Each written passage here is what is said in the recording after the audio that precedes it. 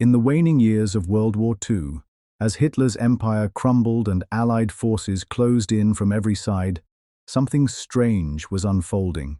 Not in Europe, but in the American desert. It wasn't a weapon, it was an idea. In 1944, under extreme secrecy, the Office of Strategic Service, the precursor to the CIA, launched a classified experiment deep in the Nevada test range. It was called Project Echo Mirror. On the surface, it looked like a psychological study on POW behavior. But what it really became was one of the darkest and most bizarre chapters of the war.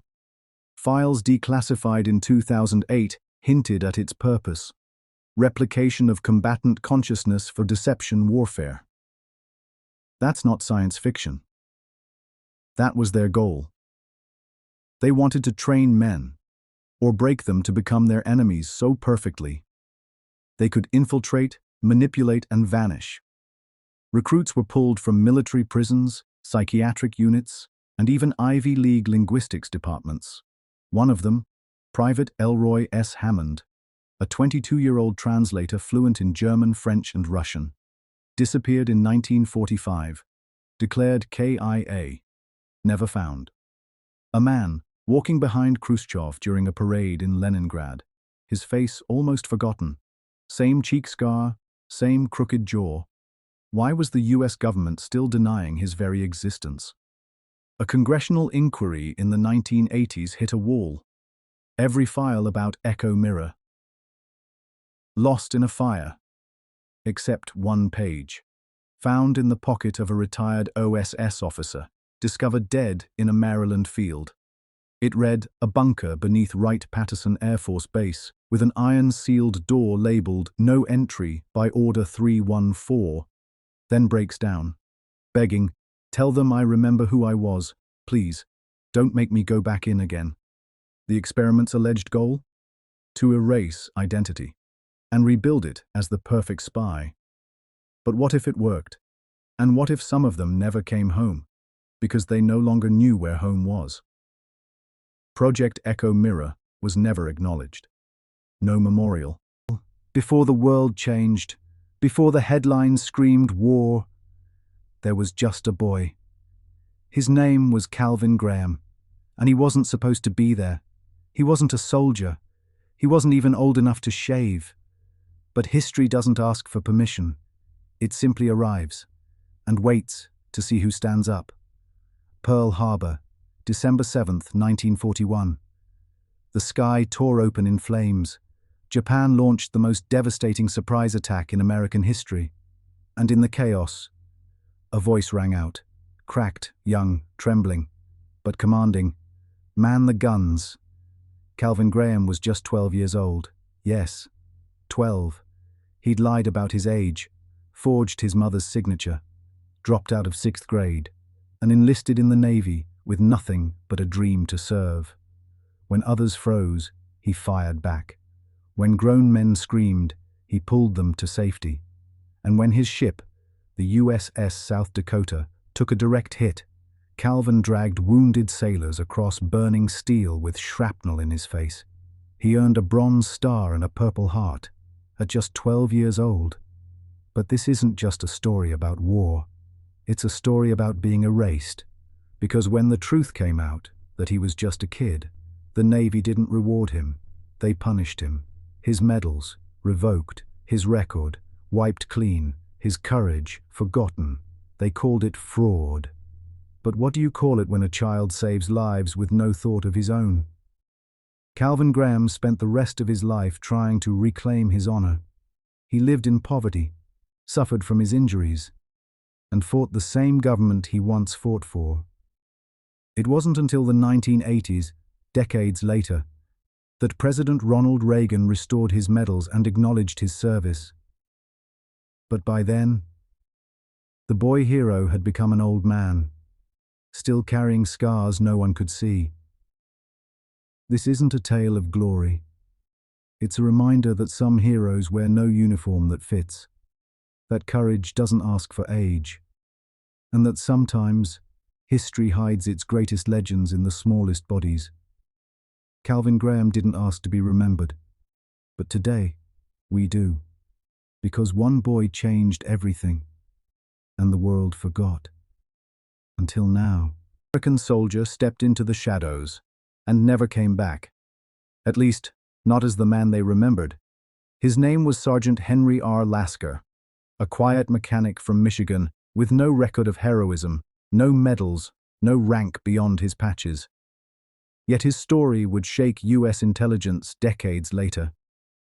They first noticed something strange during the Battle of the Bulge. Lasker's unit had gone silent in the Ardennes forest. For 3 days, no radio contact. When reinforcements arrived, they found bodies, snow, and silence. But no Lasker. The army declared him MIA.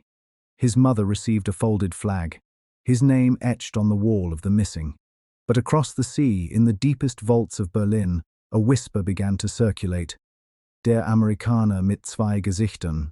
The American with two faces.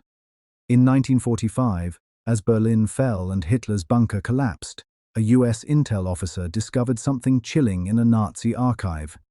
A photograph of a man, barely visible in a crowd of SS officers. But his eyes, they were unmistakable. It was Lasker. But how? Why? What followed was buried under decades of redacted documents and silence, until 1991.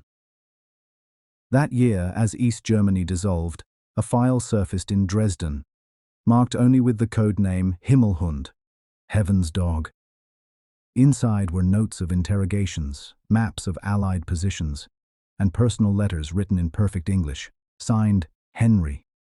Was Lasker a traitor, or a spy planted so deep no one could find him?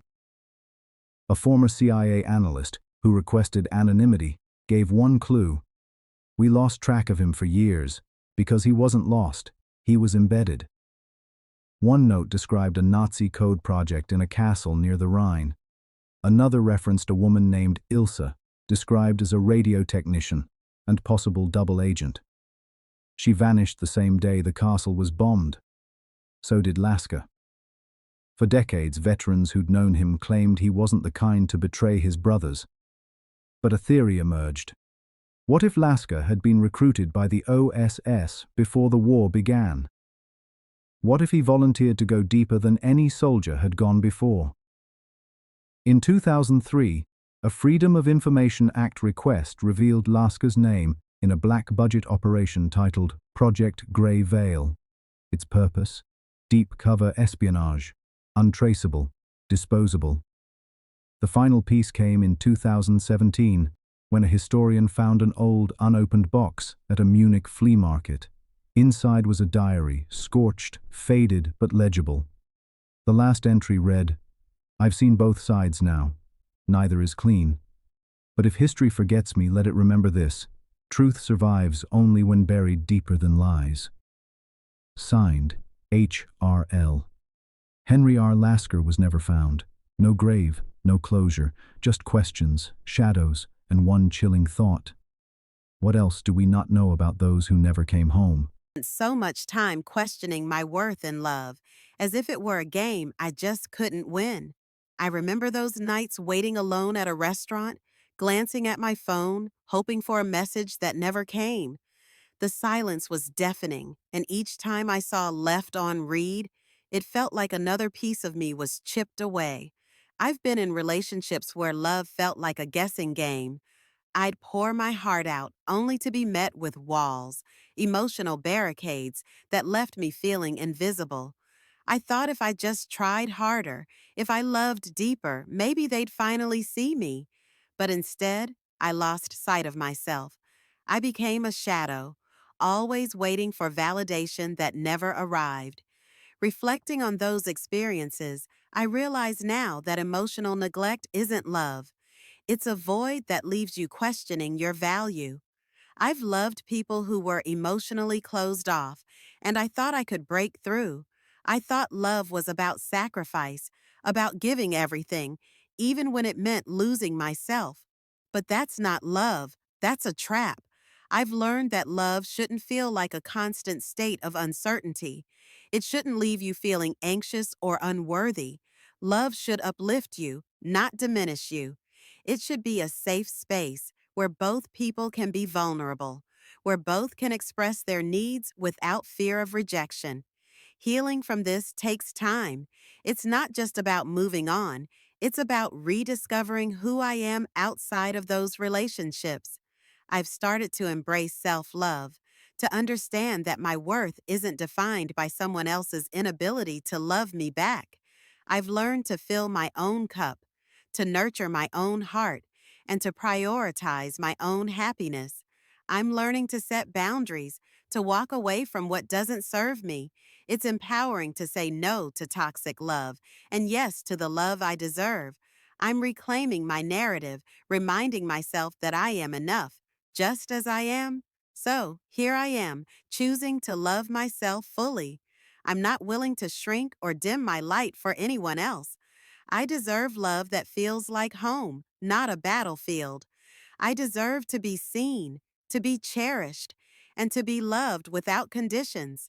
This journey isn't easy, but every step toward self acceptance is a step toward true healing, and I'm ready for that. It all came crashing down. It felt like I was standing on a cliff, watching everything I thought I knew about love and happiness tumble into the abyss. The relationship that once filled my days with laughter and warmth suddenly turned into a void, leaving me alone with my thoughts. I thought I had lost everything, but as the days turned into weeks, I began to realize something profound. It wasn't love that I lost. It was the illusion of what I thought we had. I had built a world around this person, a world where my self-worth was tied to their approval. When they left, it felt like the ground beneath me had vanished. I was left with solitude, grappling with heartbreak that felt insurmountable.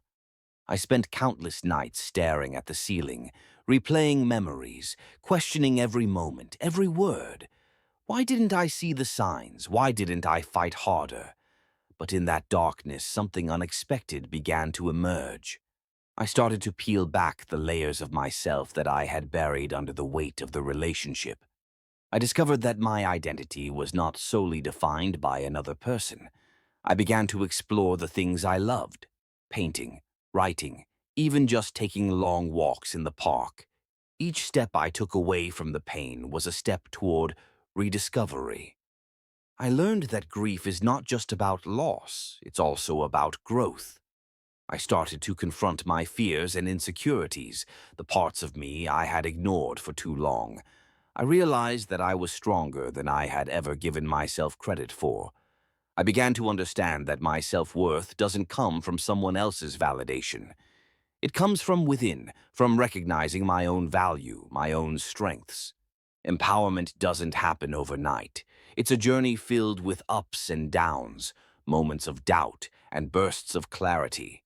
There were days when I felt like I was back at square one, but each setback taught me resilience. I learned to embrace my emotions, to sit with the pain instead of running from it. I found that vulnerability is not